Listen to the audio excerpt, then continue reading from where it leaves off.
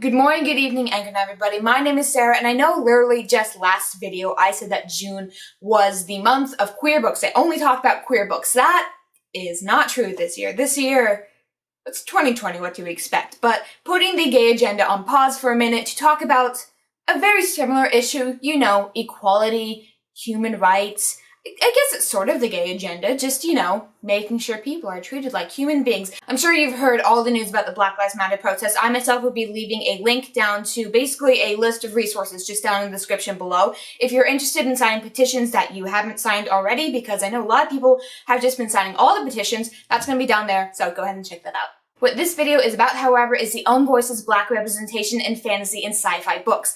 I don't read enough of those. Like, I never pay attention to who writes my books, and for the most part, that's pretty stupid. So I figured I would make a list of all these amazing sci-fi and fantasy books with black main characters written by black authors that I need to read because they sound amazing, and I don't know why I haven't read them yet. So just to be clear, none of these books I list are contemporary, so I will not be talking about The Hate U Give, no matter how amazing that book is. And also, I have not read any of the books on this list. That means I will not be talking about Children of Blood and Bones, no matter how amazing that fantasy book is, because I've read it. And also the sequel, which I didn't like quite as much, but like the first book was amazing. So with that disclaimer out of the way, let's dive on in. The first book I have to talk about, I am so excited because, like, Rick Riordan himself said this book was amazing, and, like, reading the description, I totally understand why. And that is The Rage of the Dragons by Evan Winter. This book is a dragon fantasy, which in itself is already amazing. In this world, there are people who can call down dragons, who can control them, and our main character is not one of those people. He's not one of the lucky ones who has the ability to manipulate dragons. So he is promised to become the world's best swordsman and still, like, just be as awesome as it is. That I want it in my life because swords and dragons and Rick Riordan himself, like, I know, Rick Riordan's such of my favorite writer. If he says anything is good, I want to pay attention to him. And I just like this cover looks amazing. And I'm so excited because I've already put this in my Amazon cart, and once I get money, I'm getting this book. It is pitched as Game of Thrones meets Gladiator. It is a debut book where our main character is going to be the last surviving hope of this world. Which, like, again, I'm being hyped about this book, and I don't know how I found it, but I did, and now I really just want to talk about it. The next book, I've always struggled to say this author's name, so it's Who Fears Death by Nydia Okafor. That's not how you say her last name, but here's a picture of it. Please figure it out yourself, because I'm not to be trusted here. This story is set in the far future, post-apocalyptic Africa, genocides and plagues all in one region. Our main character's mother managed to survive, wander into the desert, and give birth to this child. The child's name means Who Fears Death. The plot of the story is our main character discovers a magical destiny, has to figure out how to fall in love and stop the genocide of her people. It's very vague. It seems to be more like a character-driven literary novel. I'm just super impressed by this, however. Like, look at the cover. Look at the cover. It looks amazing. Like, I know it's, like, a lot of touchy subjects, and there are several trigger warnings listed on here, including, like, rape, genocide, and all the stuff that the book is about. But I'm just like, it seems so cool, and maybe when I'm in a better headspace, I'm going to read this book, because that's gonna take a while. But I'm also, like, really impressed by it, and it looks really cool. I know this author has several other series that are out that people just in love. I think the other series is Bindi. I might be wrong by that, but it's like that short sci-fi, like, novel with black main characters. It seems amazing, and this book is, like, it's gonna be part of a series as well. And I really wish I can read this in the future, but I'm like, I'm gonna have to wait until I can read this kind of story, because right now I can't, but it looks so cool. I love how I said I was going to put the gay agenda on hold, but the next two books are both have black main characters and also are queer, so, you know, if I can work both into this video, why not do it? So the next book I have to talk about is War Girls, again, by a name I'm struggling to pronounce here, Toshi Onabushi. I'm so sorry, I can't read these, but here's the picture, here's the author's name. I'm so wrong on how to pronounce it. Again, this book is set in the future. Nuclear disaster and climate change has rendered the majority of the world unlivable. The lucky ones go off into space colonies, while the ones remaining are stuck down here on Earth. Our main character and her sister live in a war-torn Nigeria. Basically, civil war has been going on for years. The combats are flying, deadly mechs, soldiers with bionic limbs and artificial organs, and anything to protect against the harsh, radiation-heavy climate. And our main character and her sister just want to live a normal, peaceful life, and they are willing to fight an entire war to get it. And, like, look at this cover, look how cool it is. The second book just got released, so of course I'm going to be looking into reading this in the future.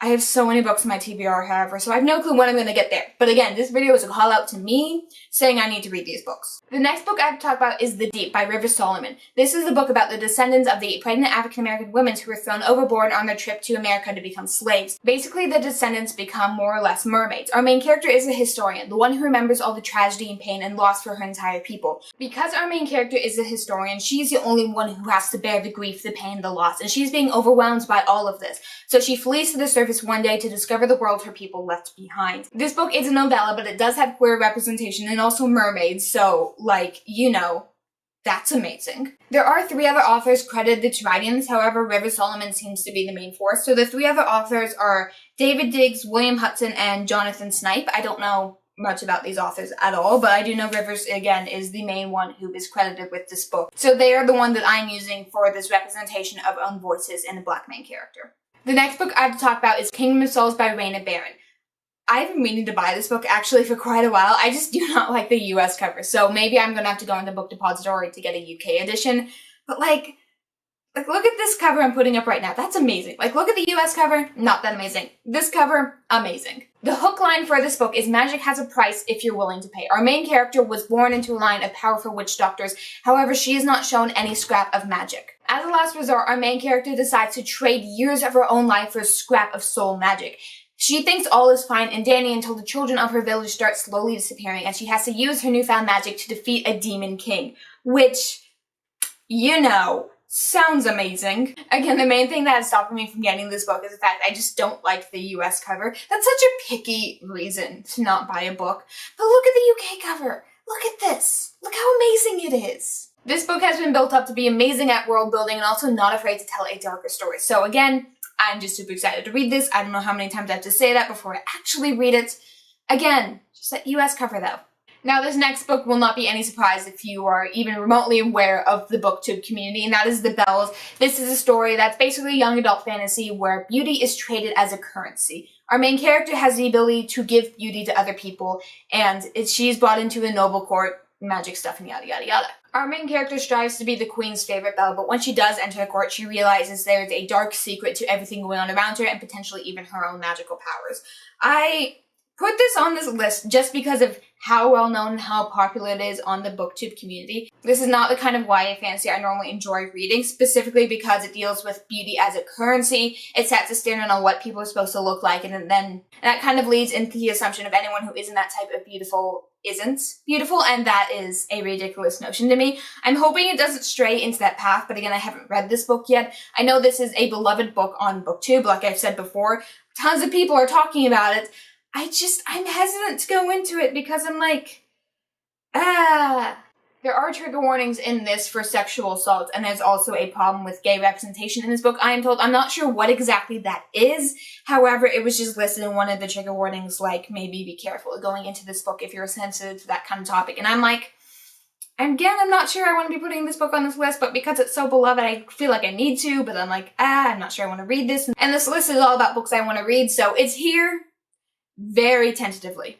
And finally, the last book I have to talk about is David Margrell, God Hunter. This is by Sui Davis Ogabara.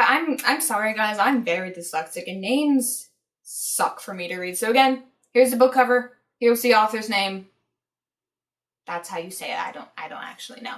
In this book, after a war has made thousands of deities fall from the heavens and land onto Earth, our main character, who is a demigod, scours the underbelly of the Earth trying to find these gods because he is a freelance god hunter. He is searching for them for a renowned wizard, but he knows that his job is bad luck. When a wizard summons a legion of taboos, our main character has to team up to fix his mistakes with a foster wizard, the high god sister, and a speech-impaired Muslim teenage girl. So, representation on a ton of fronts here. This sounds amazing and awesome. It's a cultural African story with an amazing cover, and it sounds like an amazing plot, and I'm always down for stories with demigods in it, and like gods coming down to the earth and just being stuck here sounds cool and awesome, and I'm super excited to read this book, and I've said that for all of them, but like specifically this book and The Rage of the Dragons, like these two, beginning and ending, are the books I need to read first. This book deals a lot with self-discovery, teamwork, representation, and a whole bunch of other absolutely amazing things. It has a ton of Nigerian representation in this, and